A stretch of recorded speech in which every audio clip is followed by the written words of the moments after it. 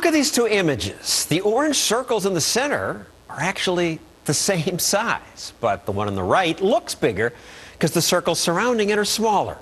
It appears bigger because our minds judge based on what else is around. So, what does this have to do with happiness?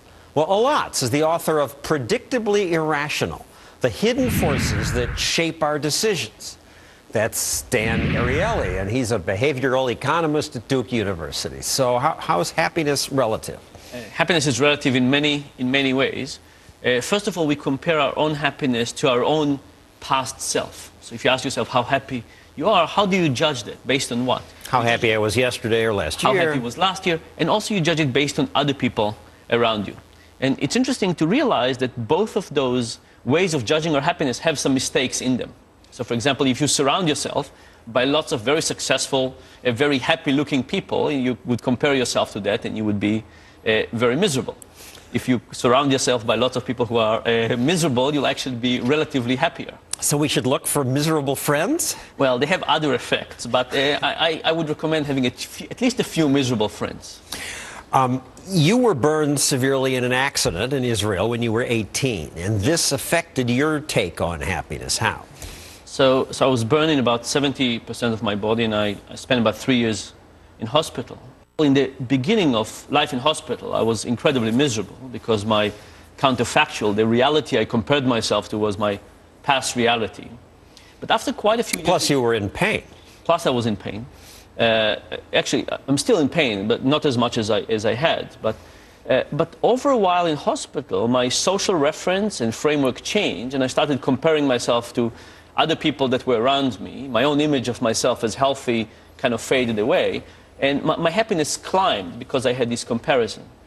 And then actually it was incredibly difficult when I left hospital and I went into normal life. All of a sudden I realized how more handicapped and limited I was compared to how it was before. When I was in hospital, the whole environment was set up for people with disability. Everybody around me had some disability. My comparison to that. And the first and you were improving. And I was improving. There was a fantastic feeling that, now is better than a month ago, and every operation helped me a little bit and so on. But all of a sudden when I left hospital, presumably a great achievement, I encountered a very different frame of reference around me. Everybody was healthy. Everything in life was designed for people who had no disabilities. And that actually was incredibly disheartening and hard to deal with. And from my reporting, I have been struck by how people who've had terrible accidents, paraplegics, often seem to report similar happiness levels to everybody else. Yeah. And so are you saying you're just as happy now as you would have been if you had the accident not had happened? So I think in some sense, I'm not as happy, I think, as I would have. The thing that I'm not used to is pain. So I have lots of pain in my right hand, and if I write like a page or two a day, I'm okay, but if I have to write more than that, I have a lot of pain, and that's something that is very hard to get used to. So I got used to lots of things. I can't use my hands very well. From functional things, I get used to it. I have some other challenges, I get used to it. Pain is one of those things that is very hard to get used to because I feel it every day. Without the pain, you might be as happy as you would have been without the accident. I think so. And in fact, not just as happy, perhaps even slightly happier. Because again, if you think about happiness being relative, I have this incredible, painful, difficult memory of life in hospital. So when I look at every day now of my life, I say, how much better is this than this other misery I suffered? So, it's hard to say that I'm recommending as a public policy that we burn people and put them in hospital, but it does have some positive contrast. So when bad things happen to me right now, I think I put them in a much better perspective, thinking these are just small bumps in the road, no reason to take them too seriously, because I have this big contrast to how miserable life could really be. And on the flip side of that, you talk to lottery winners. People enter the lottery, they think, gee, if I win, life is perfect, no more money worries, and they are ecstatically happy for a week, a month, right. And then a year later, very little difference. Yeah. So we call this the hedonic treadmill. And the idea is that when you look at your life and you say, what would happen if my life improved?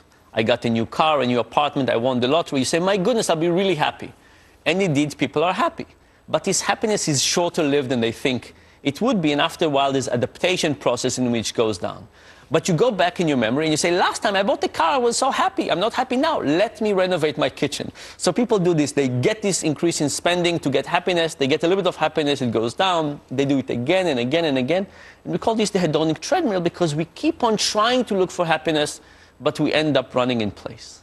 But like all kinds of other things, this has the good side and the bad side. The bad side is that we get used to happy things. The good side is we get used to bad things. So bad things happen to you, think I'll be really miserable for a long time, ends up not as bad. That recovers too. So the message is, if there's something you don't like, do it all at once. That's absolutely right. So imagine you're facing a task that you really hate, something really terrible to take you a long time. You're saying, this is terrible, and then what you want to do is you want to break it. And you say, I really want a break, I really want ice cream, I want to check Facebook, I want to do something else.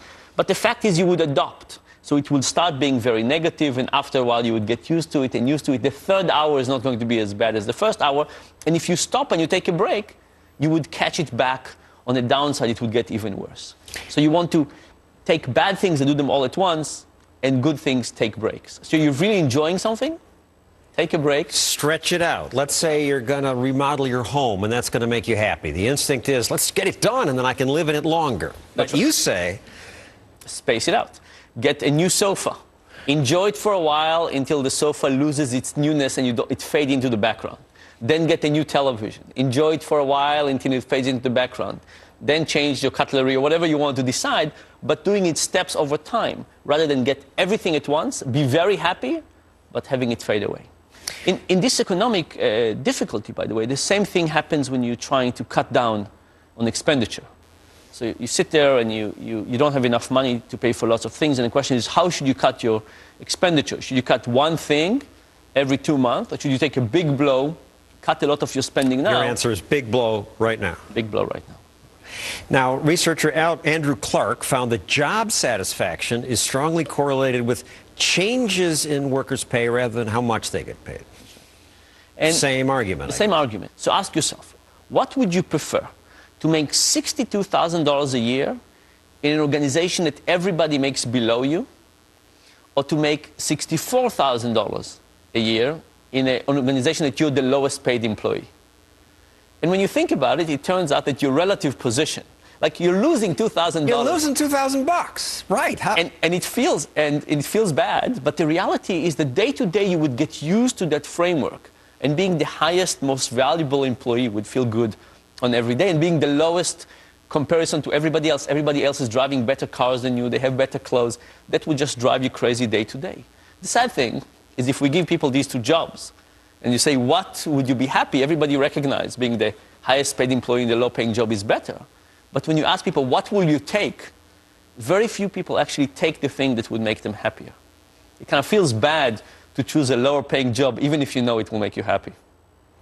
Thank you, Dan Ariely. Next, there is one group of people who are significantly more likely to say they are happy. So who are they, and why are they so happy? Our next guest will explain.